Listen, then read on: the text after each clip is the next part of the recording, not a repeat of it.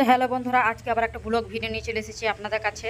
তো আমি আজকে দুটো চুলো ধরালছি। তো এখানে মশলা আছে জিরে, ধনে আর গোলমরিচ।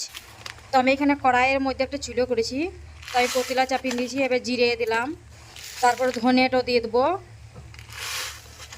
তারপরে আমি গোলমরিচ আছে গোলমরিচটাও দিয়ে দেবো। তো মশলাটা সব আমি একসাথে দিয়ে আমি ভেজে নেবো, হিয়ে মিক্সচার মেশিনে করে গুঁড়ো করে নেবো।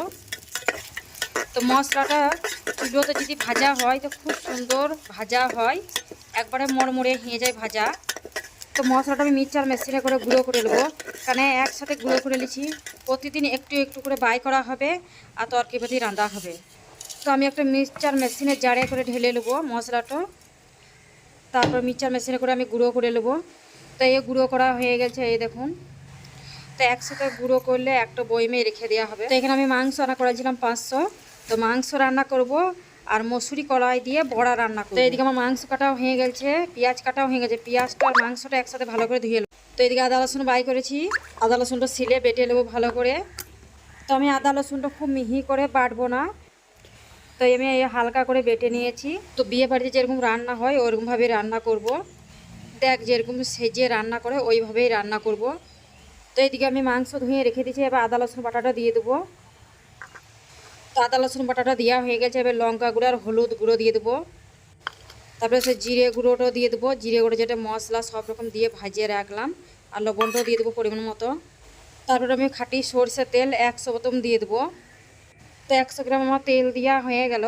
এবার আমি চুলোটা ভালো করে ধরিয়ে নেবো। তো চুলো ধরা আমার হয়ে গেছে, এবার আমি সে মাংসর হাঁড়িটা চাপিয়ে দেবো, আমি ঢাকনা দিয়ে ঢেকে দেবো। তো আমি আর একটা চুলোতে ওটা ভাত চাপিয়ে দিয়েছি, ওইদিকে ভাত হচ্ছে আর এদিকে মাংসটা রান্না হচ্ছে।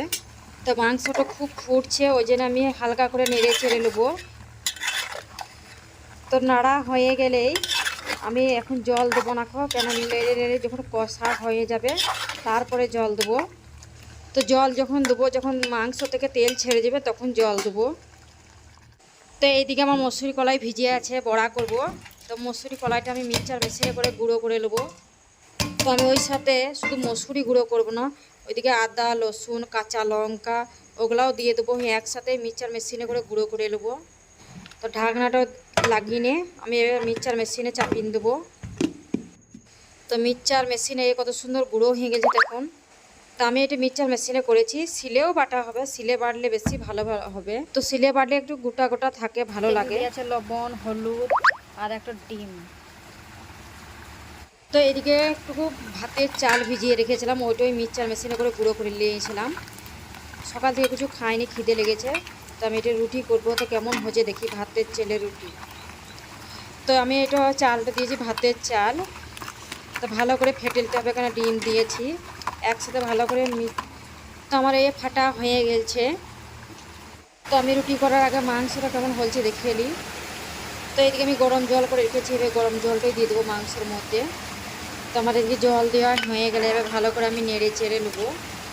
তারপর আবার আমি ঢাকনা দিয়ে আমি রেখে দেবো আর খানিক্ষণ সিদ্ধ হোক।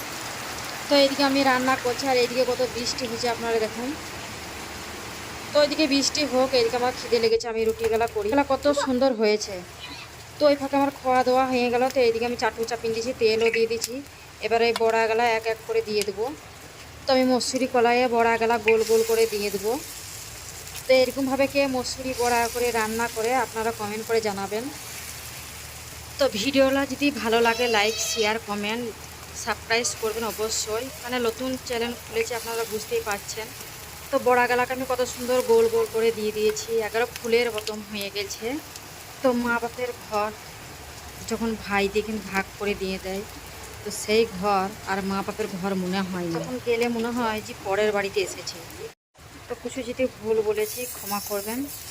আর আমার বড়াগুলা কত সুন্দর এক পিট করে ভাজা হয়ে গেছে আপনারা দেখুন। তো আমি পরপর সব কটাকে উল্টিয়ে নেবো।